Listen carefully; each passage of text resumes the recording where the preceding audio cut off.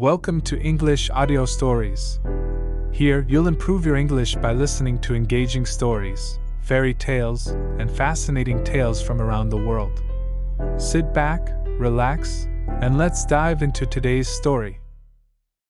It was evening on Tuesday, March 1st, 1932. Charles and Anne Lindbergh finished dinner at their large country house near the village of Hopewell in New Jersey, USA, and Charles Lindbergh went to work in his library. Soon after 9 p.m., he heard a noise like something breaking, but it was a stormy night, and he thought it was probably thunder. His wife heard nothing. Upstairs, their son, Charles Jr., often called Little It, was asleep in his bed. Just after 10 p.m., Betty Gow, the child's nurse, went to check that Charles Jr. was all right. She found the little bed empty and the child missing. Quickly, she went to find Mrs. Lindbergh, but the boy was with neither his mother nor his father. In the child's bedroom, the window was open, and there was rainwater and dirt on the floor. There was also an envelope. Lindbergh called the police, and they hurried to the house.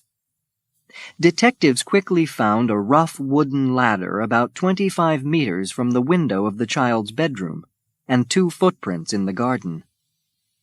The top step of the ladder was broken, and Charles Lindbergh remembered the noise he had heard earlier.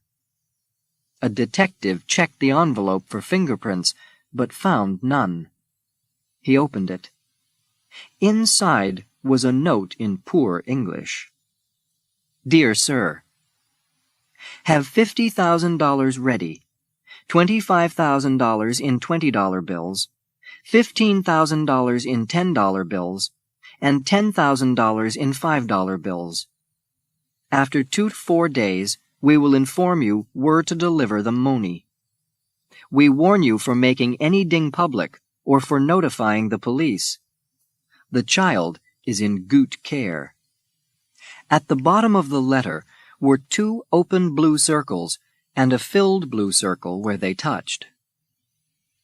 The Lindberghs were very rich and famous people. Charles Lindbergh was the first man to fly a plane alone across the Atlantic, from New York to Paris, in 33.5 hours in 1927. And Anne Lindbergh was the daughter of Dwight Morrow, one of the richest bankers in the East. And now, their son had been kidnapped. Soon, all America heard the news on the radio or read it in their newspapers the next morning. President Hoover promised to do everything he could to see that the kidnappers were caught. Al Capone, the famous American criminal who was in prison at that time, offered to help find the child through his friends and contacts in the criminal world. For this, he wanted his freedom. The U.S. government refused his offer. Usually, the Lindberghs only went to their Hopewell home at weekends. Normally, they spent the rest of the week with Anne Lindbergh's family in Englewood, which was nearer to New York. But Charles Jr. had caught a cold, and Mrs. Lindbergh wanted him to stay at Hopewell until he was better. So how did the kidnappers know that the Lindberghs were there that Tuesday evening? It was one of the first questions detectives asked. People working for the Lindberghs were immediately suspected of having a part in the kidnapping. The child's nurse, Betty Gow, was questioned carefully, but the police finally let her go. Another woman working at the Lindbergh house, 28-year-old Violet Sharp, first told the police that she was at the cinema on the night of the kidnapping.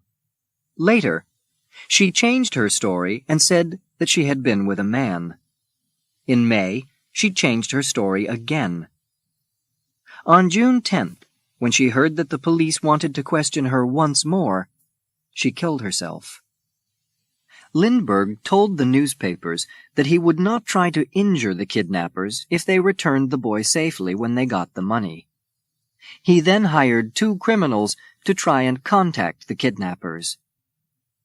But before Lindbergh's helpers could do anything, the kidnappers made contact with Dr. John Francis Condon, a 72-year-old teacher who sometimes wrote for the New York paper Bronx Home News.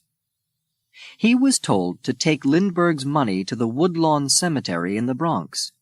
A meeting time was arranged over the telephone, and Condon went to the cemetery. He saw an Italian-looking man walk by with something across half his face, and guessed that the man was checking to see if there were any police or detectives around. Then Condon saw a second man standing in the shadows, his hat pulled down over his face and something covering his mouth. When the second man spoke, Condon recognized the voice. It was the man who had spoken to him on the telephone. He was about 35 years old and had brown hair. He said his name was John, and that there were 6 people in the gang, 2 of them women. He told Condon that the child was well, but then asked, "Would I burn if the baby is dead? Would I burn if I did not kill it?" By "would I burn," he meant would he die in the electric chair, the punishment used in America at that time for kidnappers and murderers. Condon saw the danger at once. If the police caught a kidnapper, he would die, whether the kidnapped child lived or not. So if a kidnapper thought he was going to be caught, he would kill the child. Condon and the man made more arrangements to contact each other. Then Cemetery John, as he became known, disappeared into the night. Several more messages were passed between the 2 men, and then Condon received a package in the post. Inside were Charles Lindbergh Jr.'s sleeping suit and a note making arrangements for the money to be handed to the kidnappers. At 7:45 p.m. on Saturday, April 2, 1932, Condon and Lindbergh went to Raymond Cemetery in the Bronx. Lindbergh waited in the car, while Condon went into the cemetery. They both heard a voice shout, "Hey, Doc!" Soon after, the man calling himself John appeared, with his hat pulled down over his face. "I have $50,000, said Condon. The man gave him a note. It said that the boy was on a boat called Nellie, near the Elizabeth Islands off the coast of Massachusetts. Lindbergh searched for several days, but he never found the boat. Then, on May 12th, 2 lorry drivers found the body of Charles Lindbergh Jr. in some woods about 7 kilometers from the Lindberghs' Hopewell house. He had died only a few hours after the kidnapping on March 1st. The police knew the numbers on the dollar bills which Condon gave to the kidnappers, and they began to watch for them. But it was September 16th, 1934, before detectives caught a 34-year-old German, Bruno Richard Hauptmann, when he paid for petrol with a $10 bill, one of the Cemetery John bills. When Hauptmann was arrested, police found another of the bills in his pocket, and at his home they discovered another $13,760 of Lindbergh's money. They also learned that Hauptmann was a carpenter whose job it was to make things from wood, like ladders. Hauptmann said that the money belonged to a business friend, Isidor Fisch, who had gone back to Germany and died there in March 1934. Hauptmann said Fisch had left the money behind when he went to Germany, and because Fisch had owed Hauptmann about $7,500, Hauptmann had taken it. "I had no part in the kidnapping," Hauptmann told detectives, "and I did not write the notes to Lindbergh." But the police refused to believe him, and they said that the writing on the notes was the same as Hauptmann's.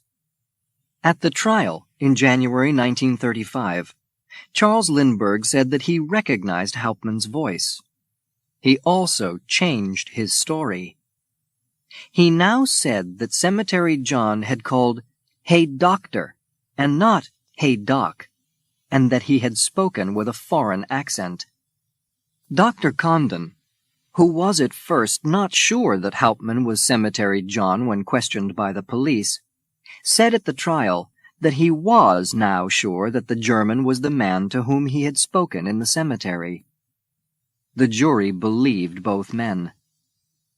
Hauptmann said that he had been working in New York at the time of the kidnapping. His wife and employer both agreed with this, although his employer would not speak at the trial. But the papers to prove it could not be found.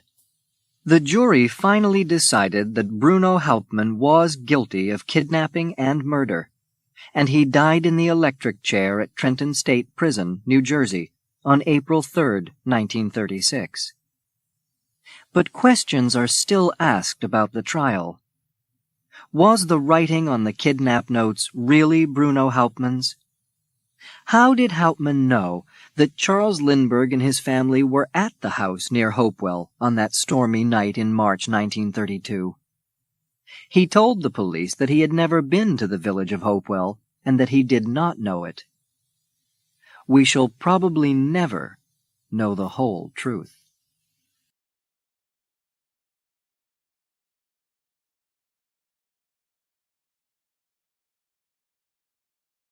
Thank you for listening. If you enjoyed this story, don't forget to like, subscribe, and hit the notification bell so you won't miss the next one. See you in the next story.